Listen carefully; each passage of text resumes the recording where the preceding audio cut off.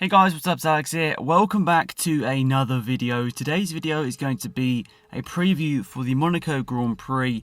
But before we get into this, we need to pay tribute to one of Formula One's greatest ever drivers. Unfortunately, last night Niki Lauda passed away at the age of 70.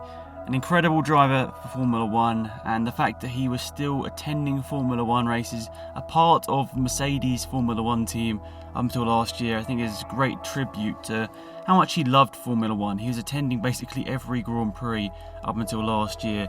I guess that's when the problem started with his health, really, unfortunately. So I pay my massive respects to him. Obviously, I didn't grow up in the era when he was racing, but my respect for him has never dwindled. I've always appreciated what he's done for Formula One, both on and off the track, and my respect for him just, it's right up there with all of the other Formula One drivers that have done so much for the sport. So, I just wanted to pay my tributes to him before we started off this video, as let's be honest, Formula One won't be quite the same without him in the Mercedes grid box. So let's move on to Mercedes. They go into this Monaco Grand Prix weekend off the back of 5 1-2 victories in a row.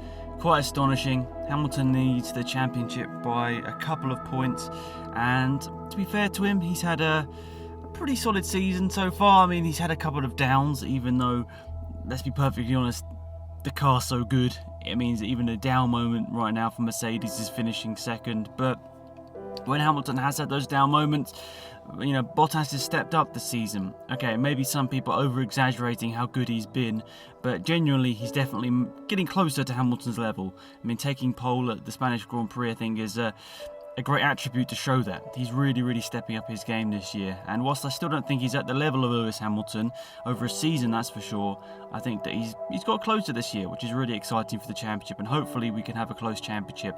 Because let's be perfectly honest, right now it looks like it's going to be Bottas versus Hamilton for this championship. So we need Bottas to make this exciting for us. So, as I said, they go into this weekend with a dominant start to the season. Couldn't get really any better except from securing a couple of extra fastest laps. But they go into Monaco, and it's worrying for the rest of the teams because, I like to gauge over at Reddit now and again and look at what they've got to say, because let's be perfectly honest, a lot of the guys over on F1 Reddit provide some really great content. And I was looking over there and I found a predicted Monaco Grand Prix qualifying time after someone did some analysis on Sector 3 at Barcelona, which gives a decent analysis of how cars will perform in Monaco.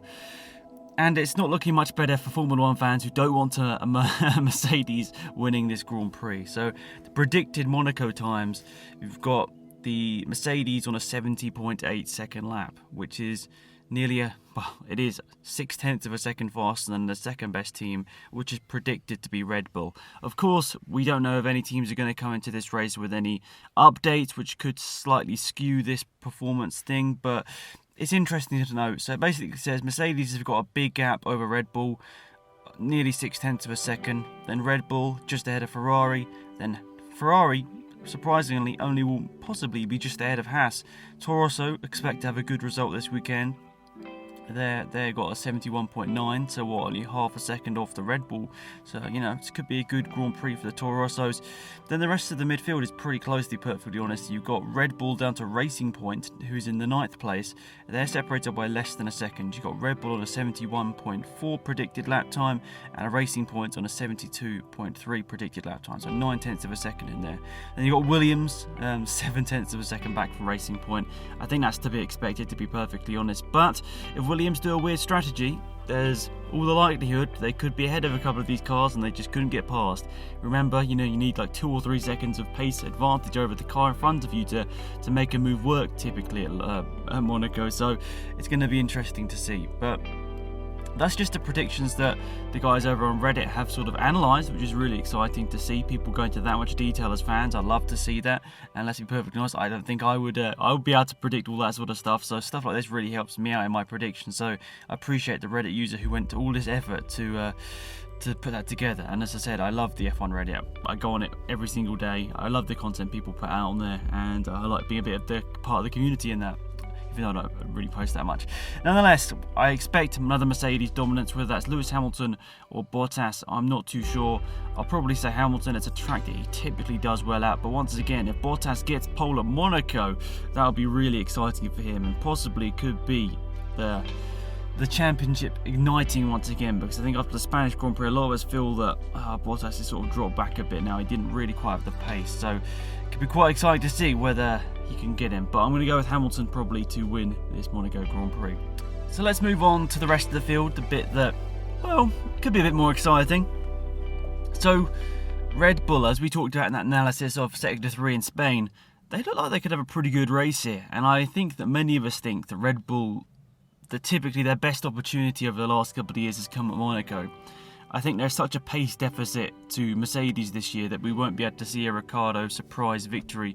Well, not surprise, but I don't think we can see a Red Bull victory this year, to be perfectly honest, unless something really crazy does happen. But then at the same time, redemption for Verstappen. I've seen a couple of those articles over the last couple of days. He's always struggled at Monaco, had some big crashes, always struggled at Red Bull. Is this his time? Could he go here and do something absolutely fantastic? I've got my fingers crossed. I would like him to upset the Mercedes this weekend. I want to see him battling for the victory, but for that to happen, I think he needs to put in a miracle of a lap time in qualifying. And with such a big advantage for Mercedes, I think that might be quite tough. But I've got my fingers crossed for an exciting quali session, which typically defines the race. So Red Bull could go well. I don't think that's much of a surprise to anyone. I think they probably will be the second best team as we come to these Monaco Grand Prix. And I've put down Ferrari are probably going to struggle. And it's tough because they've just had a really, really rocky start to this season. The one Grand Prix where they looked like they were odds on to win, Bahrain, they have a car issue and Leclerc has to retire.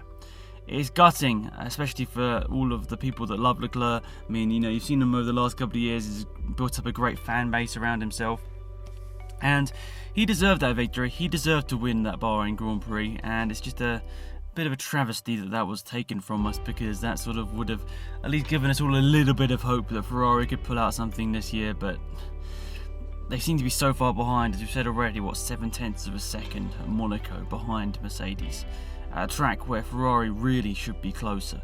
This is a track where typically in the past they have been closer and been able to go for these victories or this challenge, but it doesn't look like this is going to be the case this year. But even though I've put Ferrari look like they will struggle as a car, I think that both Leclerc and Vettel typically do quite well here. So, I think we've got to keep our hopes up here as Formula One fans. I mean, nothing against Mercedes. We've already spoken about this in a recent video. It's not their fault, they're really good. But I think as the just typical Formula One fan like myself who doesn't support one of the top teams, we just want to see a close battle for the championship. And right now that's not the case. So I just want to cover the other teams.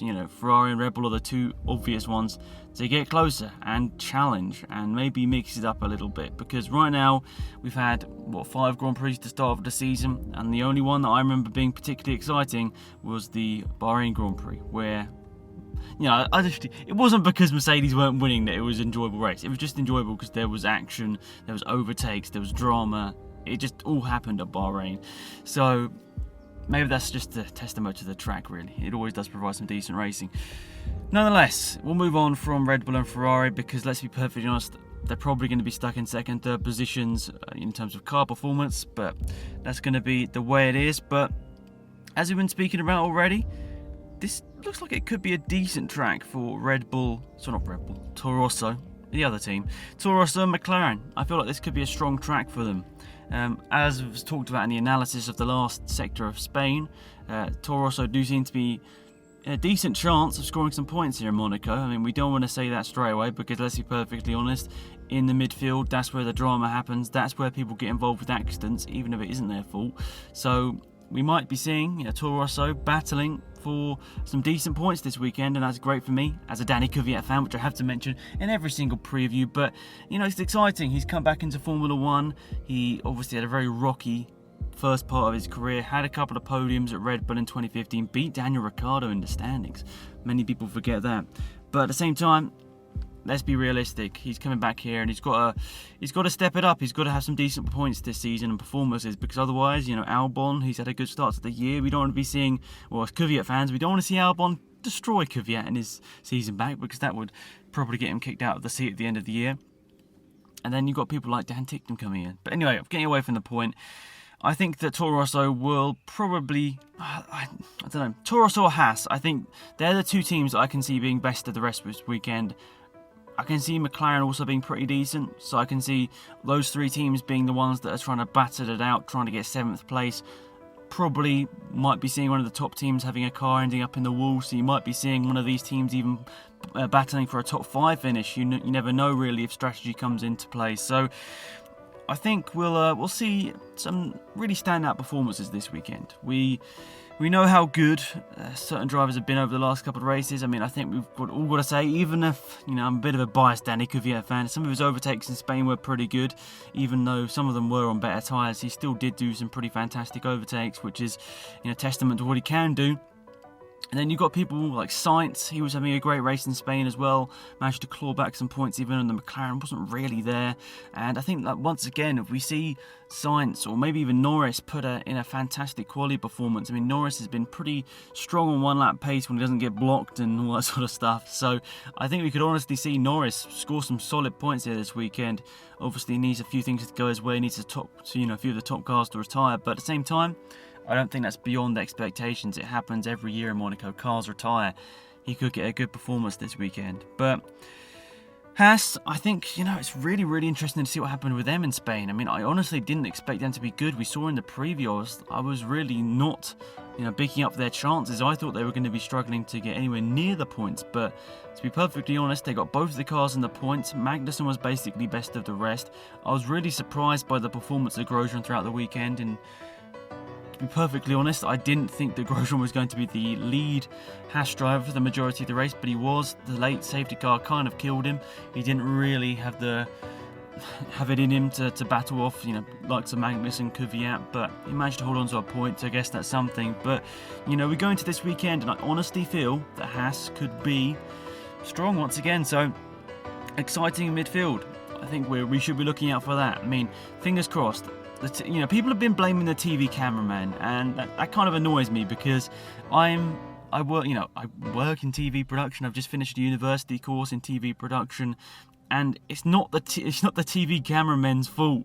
They're basically directed by people about what they should film, and more prominently, the TV directors should be the one that are picking out the battles. I mean, it's not the cameraman's fault that they're, asked to follow these certain cars, and they're still filming the midfield battles. We still saw a bit here and there, but it's the TV director's choice to go to certain cameras, and he's not picking the good moments. I mean, some of the onboard footage we've seen over the last couple of races has really highlighted some of the great battles we've seen, and we haven't seen a lot of that in the broadcast. So I really want to see some of the midfield battles broadcast, because it's going to make Formula 1 more exciting, more interesting for viewers. We realise there are more teams than the top 3 teams, so show us them. They are providing the best racing here in 2019, so it's up to the TV director to get that right. I really want him to make the right choices in Monaco, even though it might be a bit of a procession for P1, who knows. So nonetheless, that's a bit of a random tangent I got on there, but yeah, as I said, McLaren, Toro Rosso, Haas, all could be the guys looking to get points. Renault, will their luck improve? Hülkenberg and Ricciardo seem to have pace here and there this year, but the reliability has somewhat let them down in majority of the Grand Prix. They're still there or thereabouts in the Constructors' Championship. There's still a decent chance they could finish best of the rest in the Constructors, but they need to up their game. They've really had too many retirements in these early couple of races, and they don't need me to tell them that. They realise the issue, so let's be perfectly honest. They're going to get to the bottom of this at some point, Renault. It normally takes them quite a bit of time, a bit longer than the rest of the grid, but they'll get there, and I reckon by the end of the season we'll see a really polished Renault car that could even be challenging the back of the Red Bulls on certain events. I mean, don't hold your hopes up. I don't think it's that likely, but it could happen. It could happen. Who knows? But once again, I feel like Renault, unless a lot of things go their way this weekend, it might be a bit of a tough weekend for them. And then we go to the back 3 teams that most people seem to be seeing as the back 3 teams this year.